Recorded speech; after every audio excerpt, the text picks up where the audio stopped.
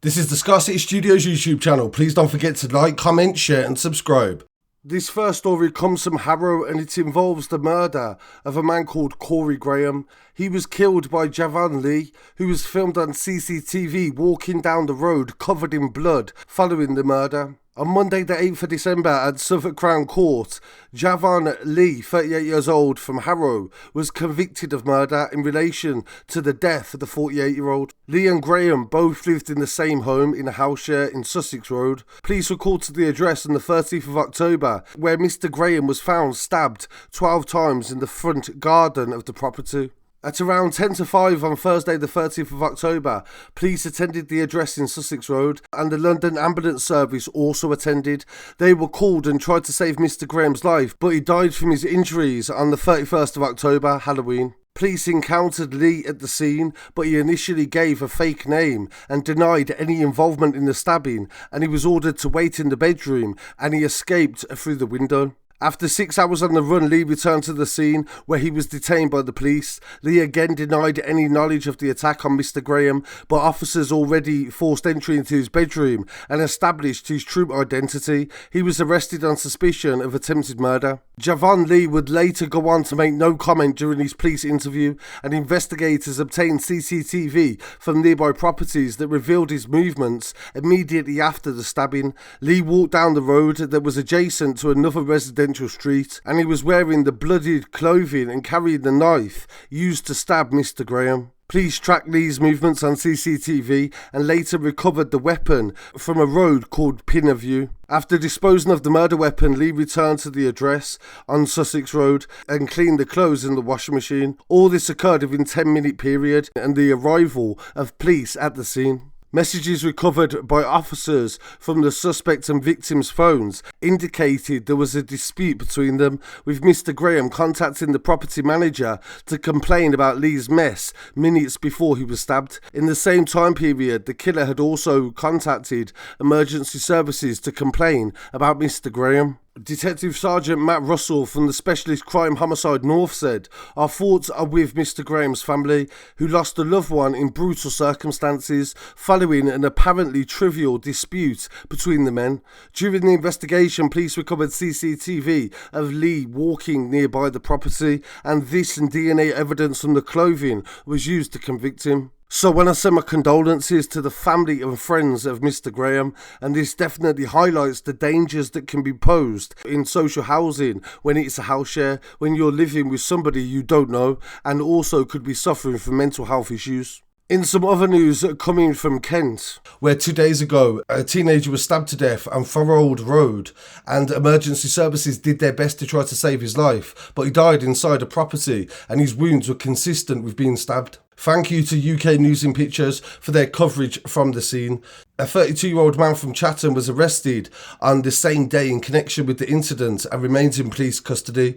Later that evening, police arrested an 18-year-old from Greenford in London and he remains in police custody. Inquiries are ongoing on the road to try to ascertain what occurred on that fateful day. An alleyway has been reopened that was connected to the crime scene, and the drone footage from the crime scene shows the police cordon in place and the investigation taking place as well. So the police are still in the very early stages, and I want to send my condolences to the victim's family. We'll definitely keep you updated on the identity as soon as possible, and we'll follow this case until the trial. In some other news, a nursery worker has pled guilty in one of the most harrowing and complex child sexual abuse investigations undertaken by the Metropolitan Police. There's another thing as well, mate. So basically, you're also further under arrest for digital penetration of a minor, okay? So same time of arrest, that's 10 to 8. You don't have to say anything, may help me defence if you do not mention when questioned, something which later on in court and if you do seem to be given evidence. Yeah, 6449. Yeah. There's no questions. Yeah. Is there anything in here, anything, no weapons or anything like that, yeah? Control from Charlie November 117. What cost line did you use earlier? The conviction includes 26 charges. Vincent Chan, 45 years old from Finchley, appeared at Wood Green Crown Court on the 3rd of December for a pre-trial hearing. Chan pled guilty to 26 offences relating to sexual assault against children and the taking and making of indecent images. The offences included 5 counts of sexual assault of a child by penetration, 4 counts of sexual assault of a child by touching, 11 counts of taking indecent images and pseudo-photographs of children. Families of the identified children have been contacted directly and received specialist support. A dedicated NSPCC helpline calculated and predatorial pattern of abuse. He infiltrated movements that should have been safe havens for children and exploited the trust of families and the wider community to conceal his actions and prey on the most vulnerable. The police investigation is ongoing and they are continuing to review digital devices and assess Chan's conduct across all relevant settings. A representative of the families that were affected said in a statement that as parents they're still trying to process the sickening discovery that their children were subjected to despicable abuse by Vincent Chan. In admitting the charges, he has at least spared us the prospect of having to listen to his crimes inside a courtroom in graphic detail. We trust the judge to pass the sentence that is fit and what is suitable for Vincent Chan. The initial arrest on suspicion of child cruelty was prompted by a member of staff at the nursery who reported that Chan had been capturing disturbing footage of children at the nursery he worked at in West Hampstead. Chan had also been using a nursery-issued iPad to record the footage, which he then distorted to add superimposed images and music for comedic purposes. He also shared stills with his colleagues. At the point of arrest, police seized 25 digital devices from his home and 3 from the nursery. Forensic teams trawled through the devices and they uncovered substantial amounts of indecent images and videos of children. This included evidence of contact and sexual abuse against the children. The videos depicted offending taking place within the nursery at times when Chan was responsible for minding the children.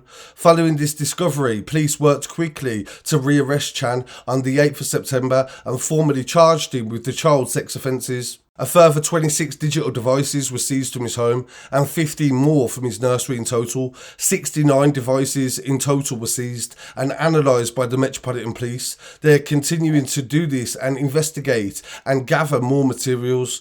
In light of the complex nature and scale of Chan's offending, the police worked sensitively to identify the victims. 4 young children were identified as victims of contact-related sexual offending inside the nursery. Their parents or guardians have been visited and informed by specially trained police. And following these difficult conversations, the family have also been given direct access to support services. So really look forward to hearing what viewers have to say on that story, and don't forget to follow on social media for any other updates in relation to this case. And I send my thoughts to the families of the victims and I hope they can all make a full recovery and fulfill their potential in life.